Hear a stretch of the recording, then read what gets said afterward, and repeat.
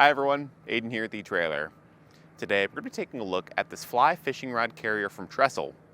Now this is going to be a pretty unique way to carry your fly rods on your roof, fully enclosed, and what makes it so unique is the fact that, one, it can store on the roof in a full long case, so you can store your fly rods in there fully assembled. You don't have to worry about breaking them down between uses.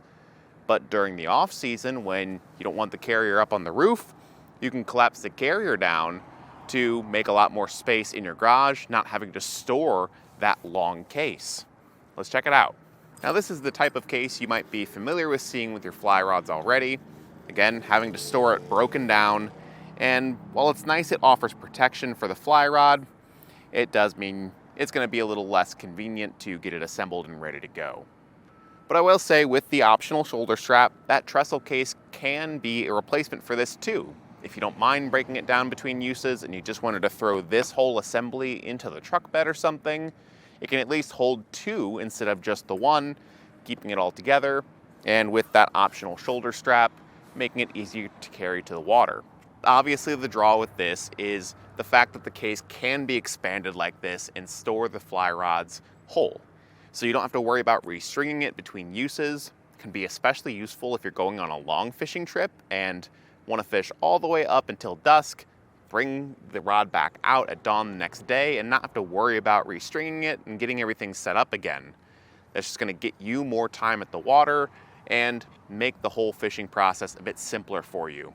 Let's talk about the main feature here, which is expanding this or breaking it down.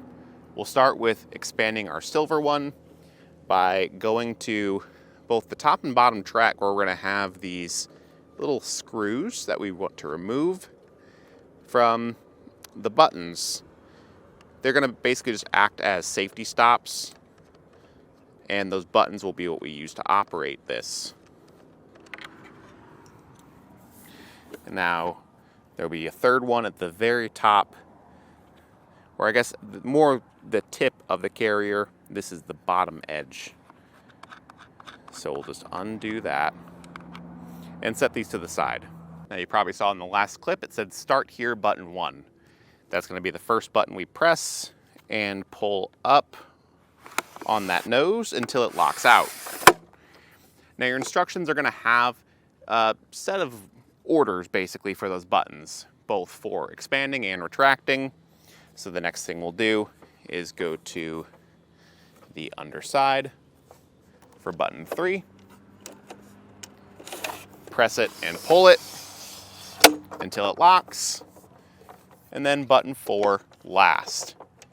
You do skip button 2 for the expanding, that's okay. And something to just kind of talk about is, as you're doing it, it does become a little bit awkward to handle because the weight spreads out more and it just becomes a bit larger and unruly. So if you've got a workbench or something in your garage to set this on, that could help. But it's just something that you're going to be facing when expanding it or collapsing it. While it's open like this, we can get a better look at those clamp tracks underneath. The larger cutouts is where you feed the clamps in and slide them into the track where they'll be held captive.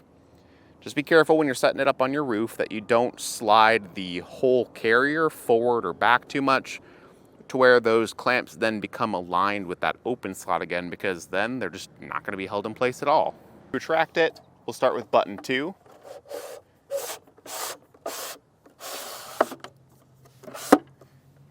Then do button 3, then do button 4. So the only thing is button 2 is pretty hard to reach, but once you get that started, it's not too bad. Button 4 last.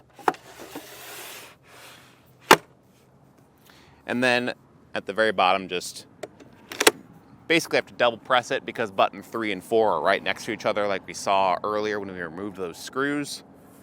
But you can just go around, double check that all of the slots have a button in them, and reinstall your security screws to keep them from accidentally getting pressed in storage. Both the black one you see here and the silver one that I had on my shoulder will function the same way. They gave you the cylinder lock cores with a push button to open it, and there you can see our 2 fly rods inside, stored real up, and it's going to keep them relatively protected. There's some padding and stuff around the edges here, and that divider will keep them separated from one another. When you're ready to go, you can just grab the rod that you're going with and pull that out from the case. Now, each of those rods can be up to 10 feet long. Anything longer than that, you will have to at least partially break down because the carrier can only expand so much. But the draw is having that fully enclosed. It's going to keep something that's a bit more thin, sometimes pretty delicate, and oftentimes really expensive, protected. That's what a lot of people are looking for in a fly rod carrier, is to keep their gear protected, because having this out exposed to the elements or just somewhere where a rock flying up off the road can hit it, it's not going to be great. So keeping it enclosed will be the best case scenario. When you're feeding the rod back in, one of the biggest concerns is the very tip of the rod, keeping that protected. So get it started very carefully, because you don't want to catch it on something, especially if it's dark out. And as you're feeding it in, the one thing I'll say I don't love about it is because it's collapsing and retracts into itself, periodically you're going to reach a point where you can feel some bumps, basically transitions between the collapsing sections that will nest within one another. And this rod in particular is at a perfect length that lines up with one of those transitions. So as I'm feeding it in and I get it almost all the way there, I can feel the tip of the rod want to catch on that small lip in there. For me, that's a huge downside. If you're looking for protection for your fly rods, and that's why you want a case like this, that kind of counteracts the point. So you do make a sacrifice in order to have something that breaks down and compacts for easier storage. You're not going to get the very best protection for your fly rods when you're feeding them in and out of the carrier. Can't show that inner tube very well, but you can see the exact same thing I'm talking about on the outer case as well. And that's going to be those lips where the carrier nests within itself. And that's also one of my downsides for actually using it. When you have it mounted on the roof, that pivot point, or that piece where it nests, is now a weak point in the carrier. So as you hit bumps and the carrier starts to move, it's just got a bit of movement there. It's not a solid piece.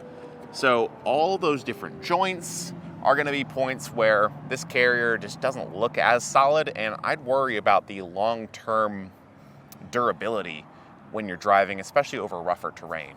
If that up and down movement is a concern for you and you just don't want that, one possible remedy would be to not have it fully extended. In theory, if you've got some shorter fly rods, you could only partially extend it, and that would make certain parts of the carrier a bit more solid. But for me, that defeats the point of this. The point is you don't have to break down the rods, and let's face it, most fly rods are quite long. So if it's a concern for you and you want a fix that's not going to force you to break the rods down, I would look into something like the Thule rod vault. It's still going to be limited to a certain length of fly rod, but the thing I like about it is that it's all one solid piece. So it's a lot more solid on the roof, a bit more sturdy, and you're not going to have to worry about any of those extra points of movement like you see on a telescoping design like this. The thing to keep in mind there, though, is that however big or however long the rod vault gets, you have to find a place to store that. And while I might have room in my garage for something like that, depending on your situation, if you don't have a garage, maybe you're in an apartment, then yeah, you're gonna run into issues with storage with something like that, which is why the Trxstle carrier is such a strong draw. So you gotta make that decision of what features you're looking for. This is gonna install by clamping around your crossbars, and those clamps will install to the underside of the carrier in some existing slots. So depending on your crossbar spread, you can probably match this up wherever works best for you. So good for roof compatibility.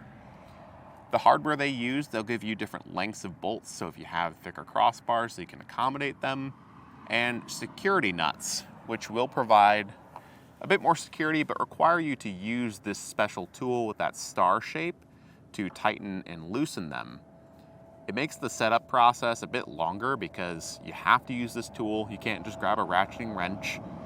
But it will keep the rod carrier a bit safer if you leave it on your roof for a long time. You're gonna have an aluminum outer case, and on the reel box, that's gonna be an ABS plastic. Pretty standard construction, especially when comparing this to other rod cases of this style. It'll resist UV fading, and because it's aluminum, not steel, you'll be able to resist rust and corrosion if it gets any water on it too. But when it comes down to it, the thing that really sets the Trxstle carrier apart is that retracting and expansion feature. Makes it really convenient for storage in the off season, or if you just wanted to strap the shoulder strap up, carry it around to your destination and be able to carry 2 rods together instead of just one. But aside from that, in my opinion, it doesn't really do anything unique. At least not anything unique that another carrier doesn't do.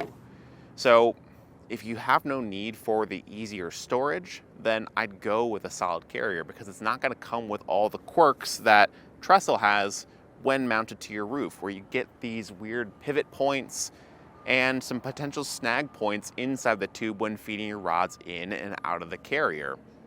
That for me is just something that would be very hard to overlook because I'm thinking about protecting my fly rods, and when it comes to protecting them, I want the carrier that is fully enclosing them and locking them up to be sturdy. I want it to be solid. I don't want it to move.